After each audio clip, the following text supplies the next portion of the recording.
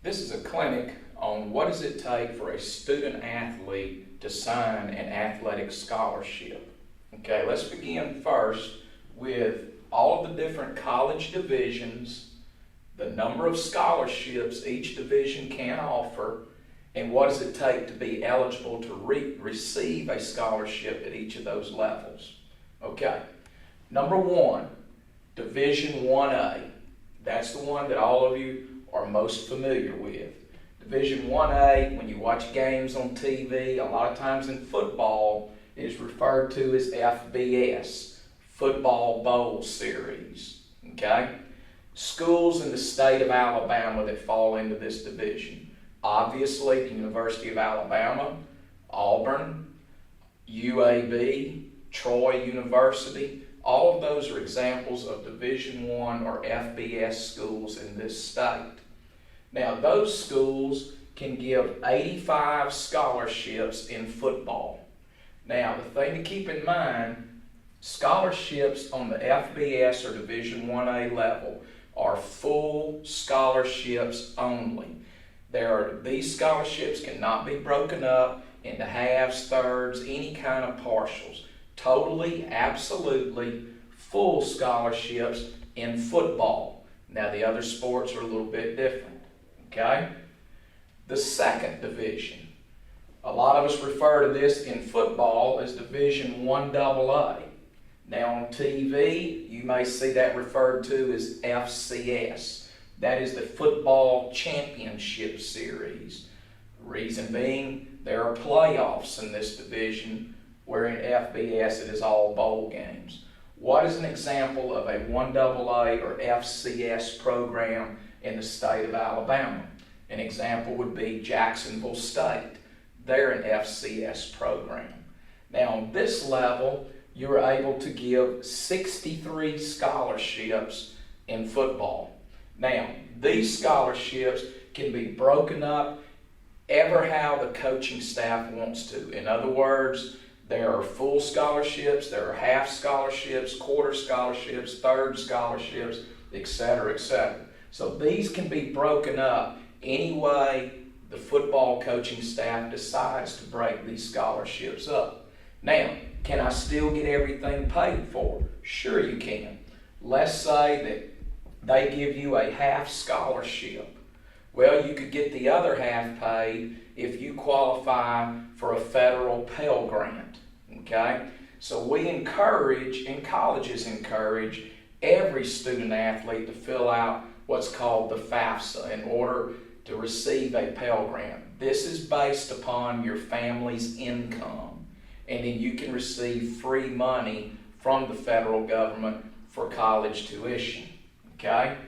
Well, on the subject of that, let's say you're in Division 1A and you get a full scholarship. Still apply for the FAFSA and the Pell Grant because that's free money. You're already getting your school paid for, and now all of a sudden you've got spending money, okay? You will pocket that Pell Grant. So it's highly encouraged to do that, all right? Now, let's look at these two divisions right here for just a moment. We've talked about 85 scholarships full only. We've talked about 63 scholarships that can be broken up in any way the school decides to. What does it take in order to qualify for these scholarships at the FBS or FCS levels? Okay? Obviously, being a great player. All right? Now, from the academic standpoint, these two divisions operate on what is called the NCAA sliding scale. Let's find the base of it. On the ACT, you're going to need to accumulate 68 points. Now, what does that mean? Let's look right here. On the ACT, there are 4 parts to the test: English, math, reading, and science. Okay? On these levels, we're not concerned about the composite ACT score. You know, most of the time, a 17 on the ACT will get you 68 points or come close. but we're dealing with these 4 sub-score areas of the ACT. Here is an example. Let's say that the first time I take the ACT, I make a 12 in English, okay? I make a 14 in math. I make a 12 in reading. And let's say that I make a 14 in science, okay? Now, let's add these sub-scores up. 12 in English, 14 math, 12 reading, 14 science. I have now come out to 52 points, okay? What does it take once again? 68 points. So that means that we need to continue taking the ACT, because the next time I take it, let's say I make 17 in English. Okay, I make a 13 in math. I make an 18 in reading. And let's say I make a 13 in science. Now, for example, I've taken it a second time. I get to keep the highest score. In no way, when you retake the ACT 2, 3, 4, 5 times, does it hurt you. All it does is help you. This is called stacking the scores in the ACT. So if you look right here, I get to keep the 17 off my second test. I get to keep the 14 off my first test. I get to keep the 18 off the second test, and I get to keep the 14 off the first test. And so you see that by retaking the ACT and taking it every time that it is given, it helps me, and I keep accumulating points, with the magic number being 68 points. Okay? All right, now, one of the things that we try to do with the ACT is, for sure, now you can take it earlier, but for sure, a junior wants to take the ACT in the February test. They also want to take the April test. Why? Recruiters are on campus from colleges. They're on the high school campuses in the month of May for spring training. Okay? And so you want to try to have at least 2 scores before those recruiters come to campus in May. All right? So that kind of gives you an idea of what's going on with the ACT. Now, let's talk about the core GPA of 2.5. What does that mean? All right, it takes 16 core classes. These are NCAA approved classes at your high school, okay? Every high school in the country submits what used to be called the 48H form. These are approved courses at your high school that the NCAA will accept. All right, in those 16 core classes, there are 4, you must take 4 English, 3 math, 2 social studies, 2 science, 1 additional English, math, or science, and then what is called 4 electives. Now, what the NCAA means by electives is these are core electives. In other words, 4 additional, some combination of English, math, science, social studies, or foreign language. Your PEs, your VOTECs, business classes, those do not count. We're strictly dealing with English, math, social studies, science, and then foreign language can come into play on these electives. This adds up to 16 core classes. Now, a couple of notes that are very, very important to you when it comes to the math area. Understand how the NCAA views Algebra 1A, Algebra 1B, algebraic connections, and geometry concepts is totally different than the way your high school views those classes. In high school, Algebra 1A is a full 1.0 credit. NCAA, that's 0.5 or half a credit. Algebra 1B, 0.5 of a credit. Algebraic connections, 0.5 of a credit. And geometry concepts, 0.5 of a credit. Now what that means to you is this. Let's say I take Algebra 1 and I take Geometry. Well, there's 2 of my credits. And then I take Algebraic Connections. I now have 2.5 math credits. I've got to take another math to get 3 or more math credits. So it's very important to look at on your scheduling is what kind of math am I taking and what kind of credit I got so I don't get behind that 8 ball going into my senior year. Now you take the top, here's the other thing to understand. I may take 17 or 18 core classes over my 4 years of high school. I can substitute and find the best 16 in order to figure my core GPA. Now also understand, when do these core classes come into play? The second I walk into 9th grade, then my NCAA core class clock has started. So it's from the 9th grade up, so it's very important that as soon as you step into high school that I start doing the job in the classroom, not wait till that junior or senior year, because it all starts counting as soon as you enter the 9th grade. Now, going back over here for a second. So we said in Division 1A and 1AA, there's the number of scholarships. The magic thing we're looking for is 68 points on the ACT and a 2.5 core GPA. Now it operates on what is called a sliding scale. Here is an example of the sliding scale, just a small portion of it. Here's the magic numbers: 2.500 core GPA, 68 points on the ACT. Now, the higher you go on the GPA, the lower the ACT point total can be. Example, 2.525 on the core. I now only have to have 67 points on the ACT.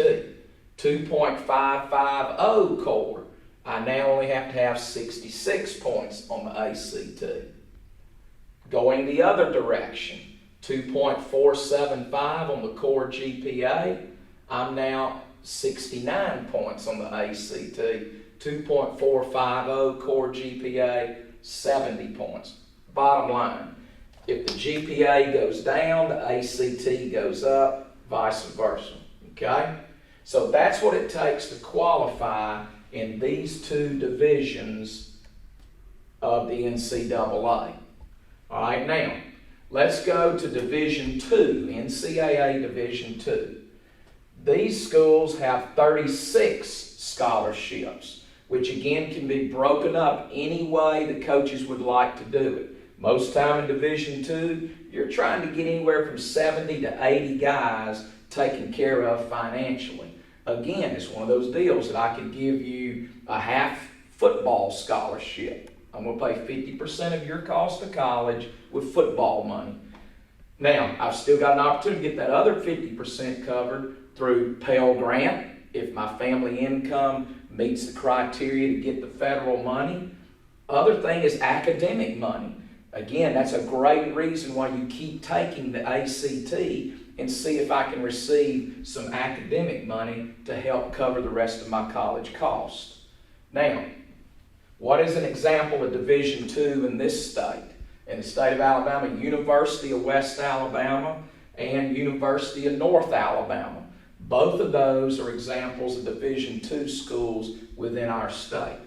Now, what does it take to qualify for a Division II scholarship? Okay? There is no sliding scale as in Division I football. It is a flat deal.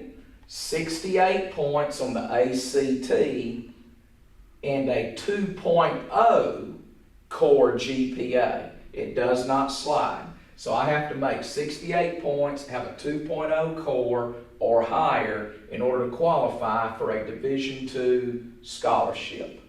All right? Next division in the NCAA, Division III. What are some examples of Division III schools in our state? Birmingham Southern, Huntington College. Both of those are examples of Division III. Now, there are no athletic scholarships at these schools. But there are financial packages which are based on your academics and your family income, or in other words, it is need-based. What am I going to need to pay for my school? Now, this is where it comes into play with the ACT. Understand at Division III schools, most of the time, academic money, just as an average, will be somewhere around a 21 ACT. Could be a little lower at some Division IIIs, could be a little higher at some Division IIIs. For example, at a Division III school, let's say if I make a 22 to a 24 ACT, that may get me $10,000. A 25 to a 26, $12,000. 27 and higher, $14,000. So that's a big start in your financial package. Then you start getting grants, need-based money. I get my school paid for is the bottom line. So again, that's extremely important why we continue to take the ACT. Even in your scholarship divisions, the higher my ACT gets, the better my core GPA, the more doors are opened.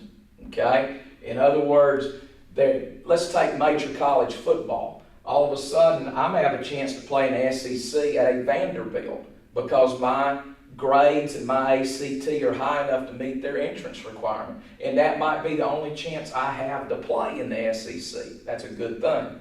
It may qualify me in Division I AA or FCS to play at Samford. All of a sudden, they're interested in me because their entrance requirements are higher. So these are reasons that we must do our work as far as ACT and core GPA is concerned, because it opens up more doors, it gives me more options as to where I might be able to go to school and play and get it paid for. Now, there are a couple of other divisions. One of them is NAIA. An example of an NAIA school in our state would be Faulkner University in Montgomery.